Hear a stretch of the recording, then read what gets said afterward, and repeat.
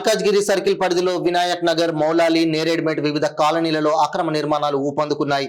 అక్రమ నిర్మాణాలు నియంత్రించాల్సిన అధికారులు, సిబ్బంది తమ చేటివాటం చూపిస్తూ అందినంత దండుకుంటూ జీహెచ్ఎంసీ ఆదాయానికి గండి కొడుతున్నారు.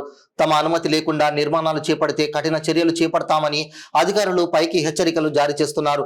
అక్రమ నిర్మాణాలను ఆరంభంలోనే అడ్డుకట్ట వేయకుండా మల్కాజ్గిరి సర్కిల్ టౌన్ ప్లానింగ్ అధికారులు, చైర్మన్లు సంబంధిత యజమానులతో కొమ్మక్క కావడం వల్లే ఇక్కడ అక్రమ నిర్మాణాలు ఊపందుకుంటున్నాయని స్థానికులు ఆరోపిస్తున్నారు.